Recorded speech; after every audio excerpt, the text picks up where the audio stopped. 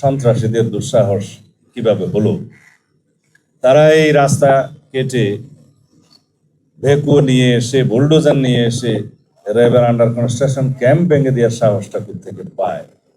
তাদের সাথে কারা জড়িত, এই জায়গার জমি দখলের সাথে কারা জড়িত, এগুলো আমরা এখন ফাইন্ড আউট করেছি। আজকে 12টার সময় আপনাদের সাথে বা 12টার পরে কথা হতে পারে আবার সার্কিট হাউসে আমরা একটা সমন্বয় সভা করব সকল বিভাগীয় প্রধানদের নিয়ে।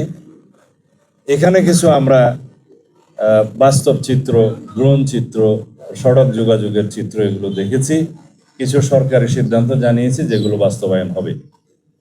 সলিমপুর ইউনিয়ন পাশে সীতাকুণ্ডের সাথে যোগাযোগ, ভাটিয়ারির সাথে যোগাযোগ, হাটহাজারী বাইপাসের সাথে যোগাযোগ এবং চট্টগ্রাম কক্সবাজার মহাসড়কের সাথে যোগাযোগ কিভাবে স্থাপন করা যায়, কিভাবে রোড নেটওয়ার্ক স্থাপন করা যায়, এবং এখানে আমাদের যে পুলিশের জন্য, বিজিবির জন্য, র্যাবের জন্য, অন্যান্য বাহিনীর জন্য এবং সেনা নিবাসের জন্য কি কি ফ্যাসিলিটিস ক্রিয়েট করা যায় সেই বিষয়ে আমরা কথা বলেছি, এগুলো পরিকল্পনা করছি। তবে স্থানীয় অধিবাসী যারা বিভিন্নভাবে এখানে কোনো না কোনো কারণে বসতি স্থাপন করতে বাধ্য হয়েছে অস্থায়ীভাবে বা রিহেবিলিটেটেড হয়েছে বিভিন্ন কারণে, তাদেরকে কিভাবে পুনর্বাসন করা যায় সেটা আমরা একটা পরিকল্পনা করব।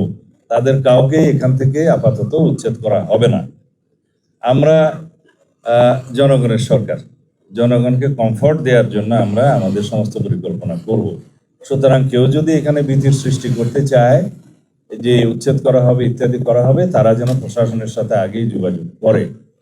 এখানে কারাগারের একটা স্থাপনা অনেক বছর আগের থেকেই ঝুলে আছে, যেটা চট্টগ্রাম কারাগারকে শিফট করার, সেইটা একটা খাস ল্যান্ডের মধ্যে